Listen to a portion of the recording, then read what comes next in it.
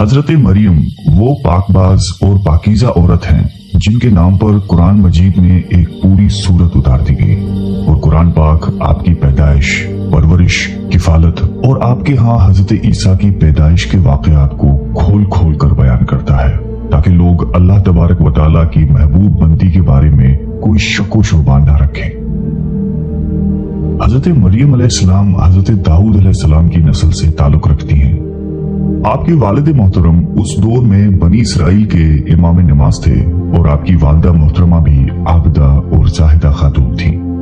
उस दौर में अल्लाह ताला ने बनी इसराइल पर हजरत ज़करिया अलैहिस्सलाम को मबऊस फरमाया था। जब हजरत मरियम अलैहिस्सलाम के वालिदा की यहाँ औलाद नहीं थी तो उन्होंने अल्लाह के नाम पर ये नजर मानी कि अगर उनके यहाँ औलाद हुई तो वो उसे बैतुल मुक़द्दस की खिदमत के लिए वक़्फ कर देंगी। उस वक्त के रिवाज के मुताबिक जो लड़का अल्लाह ताला के नजर कर दिया जाता वो ना तो शादी करता था और ना ही दुनियावी मशागिल में दिलचस्पी लेता था, सिर्फ इबादत गाह की खिदमत करता और खुद इबादत में मशगूल रहता था। हजरत बीबी मरियम की वालिदा ने भी बेटे के अता करने की दुआ उसलिए की थी कि रिवाज के मुताबिक इबादत गाह की खिदमत के लिए तो सिर्फ लड़कों को कबूल किया जाता था, लड़कियों के लिए ये इजाजत नहीं थी। चुनांचे बेटे की जगह जब बेटी पैदा हुई तो माँ को ये फिक्र हो गई कि उसकी नजर कबूल नहीं होगी, क्योंकि दस्तूर के मुताबिक लड़की नजर करने की ममानत थी। उसी कश्मकश में अल्लाह ताला से ये दुआ की कि ए रब, मैंने तो लड़के की दरख्वास्त की थी, लेकिन जो अल्लाह ताला की ज़ात बाबरकत का इल्म है वहां तक इंसानी सोच कैसे पहुंच सकती है। अल्लाह ताला ने जिस लड़की को पैदा फरमाया था उससे दरअसल मुकद्दस माँ बनाना मकसूद था, जिसमें से एक अजीम शान मुबारक व मसूद बेटे ने पैदा होना था जो पैदाइशी नबी था। बहरहाल हजरत मरियम की पैदाइश हो जाती है और मुद्दत रज़ात खत्म होती है तो आप अलैहिस्सलाम की वालिदा मोहतरमा आपको बैतुल मुक़द्दस ले जाती हैं ताकि मुजावरों की सुपुर्द करके अपनी मन्नत पूरी करें। वहां मुजावर झगड़ने लगते हैं। हर कोई ये चाह रखता है कि हजरत मरियम की किफालत उसके सुपुर्द की जाए। फिर यह फैसला हुआ कि मुजावरीन वो कलम जिससे वो तौरेत लिखते थे पानी में छोड़ दें। जिसका कलम पानी के बहाव में बहने की बजाय उल्टा बहे वही हजरत मरियम की कफालत का हकदार होगा। इस मुकाबले में हजरत ज़करिया भी शामिल थे। उनके कलम को अल्लाह ताला ने पानी में बहाव के उल्टे तरफ बहाया और उनकी परवरिश के हकदार हो गए। और बीबी मरियम को अल्लाह की मंशा के मुताबिक हजरत ज़करिया की किफालत में दे दिया गया। हजरत ज़करिया की बीवी हजरत मरियम की खाला लगती थी, इसलिए उनसे बढ़कर उनकी परवरिश और कौन कर सकता था। इसी तरह हजरत मरियम बैतुल मुक़द्दस में रिहाइश पजीर हो गई। आपके लिए एक कमरा मखसूस कर दिया गया जहां हजरत ज़करिया के अलावा और कोई नहीं जा सकता था। आप दिन रात अल्लाह ताला की इबादत में मशगूल रहती थी। जब भी हजरत ज़करिया आपके पास आते तो वो हैरान होते क्योंकि आपके पास बेमौसम फल मौजूद होते थे।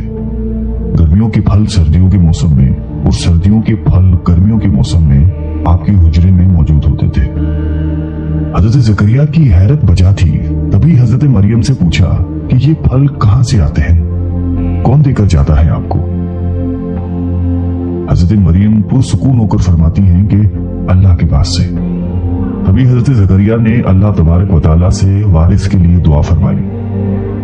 आपकी बीवी के बांझ होने के बावजूद मौजज़ाए खुदाबंदी से आपके यहाँ हजरत यहया की विलादत हुई। हजरत मरियम की अजमत और फजीलत को रब्बे करीम ने बार बार कुरान मजीद में फरमाया है और अपनी मोमना बंदी की पाकीज़गी और पाक दामनी का ऐलान किया है। हजरत बीबी मरियम की उम्र जब तकरीबन 15 साल हुई तो एक फरिश्ता खूबसूरत नौजवान मर्द की शक्ल में नमूदार हुआ, जिसे अलहदगी में देखकर हजरत मरियम खौफज़दा हुई और वो अपनी असमत की हिफाजत के लिए फिक्रमंद हो गई। गो के फरिश्ते के चेहरे पर तकवा के आसार नुमाया थे, ताहम बीबी ने अपनी असमत की हिफाजत के लिए खुद को अल्लाह की पनाह में दे दिया। ये एक इफ़्फ़त और पाकबाजी का एक तरह का इम्तिहान था जो अल्लाह के खास बंदों पर अक्सर होता है। आपने उस शख्स से कहा कि वो वहां से चला जाए।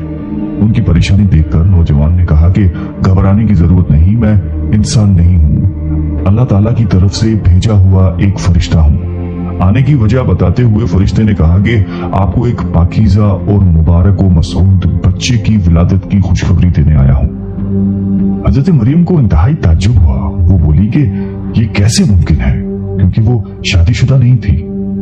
فرشتے نے کہا کہ اس سے پہلے اللہ تعالیٰ حضرت آدم علیہ السلام کو ماں اور باپ دونوں کے بغیر پیدا فرما چکا ہے، اور حضرت حوا علیہ السلام کو صرف مرد کے وجود سے پیدا فرمایا گیا۔ حضرت مریم جب حاملہ ہوئی تو ایک دور جگہ چلی گئی۔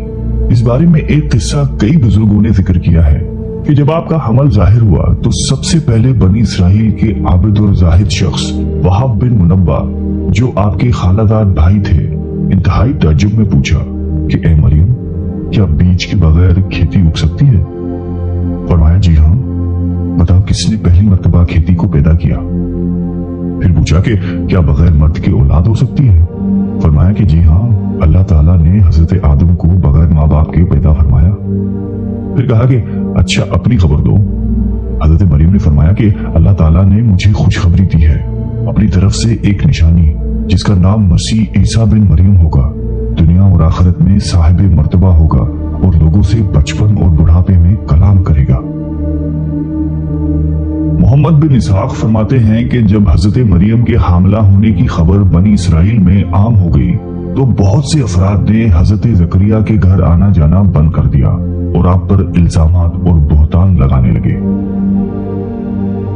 حضرت مریم نے لوگوں سے علیحدگی اختیار کر لی اور دور تنہائی میں چلی گئی۔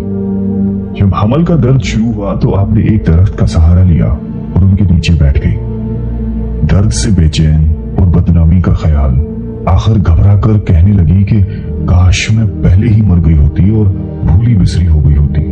بے سر و سامانی کی اس مشکل وقت میں اللہ تعالیٰ نے حضرت مریم کے قدموں کے قریب ایک نہر جاری کر دی اور ندا آئی کہ پانی پیو اور کھجور کھاؤ تاکہ جسم کو قوت پہنچے اور پھر اپنی اولاد کو دیکھ کر آنکھوں کو ٹھنڈک پہنچاؤ۔ اسلام آنے سے پہلے بولنے کا روزہ رکھنا عبادت میں داخل ہوتا تھا، یعنی صبح سے رات تک کسی سے بات نہ کرتے۔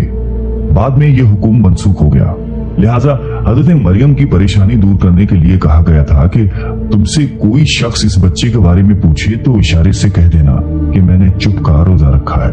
جب حضرت مریم کو کچھ تسلی ہوئی اور حضرت عیسیٰ علیہ السلام پیدا ہوئے، پھر آپ اپنے بیٹے کو قوم کے پاس لے آئیں۔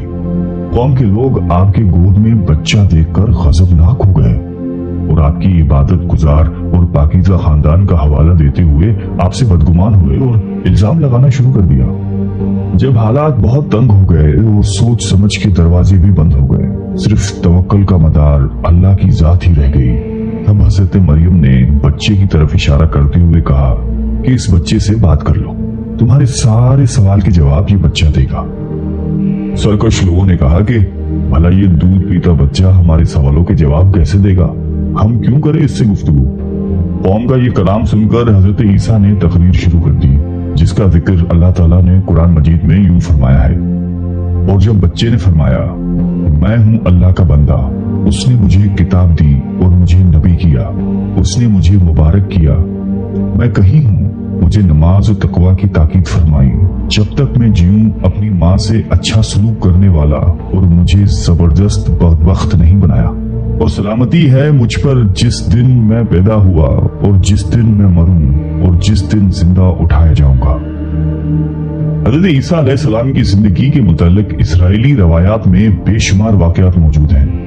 ان میں سے ایک انجیل میں ہے جو حضرت وہب بن منبع سے مقتول ہے۔ حضرت عیسیٰ کی ولادت کی شب فارس کے بادشاہ نے آسمان پر ایک نیک ستارہ روشن دیکھا۔ نجومیوں سے دریافت کیا تو بتایا گیا کہ یہ ستارے کا طلوع کسی عظیم الشان ہستی کی پیدائش کی خبر دیتا ہے جو ملک شام میں پیدا ہوئی ہے۔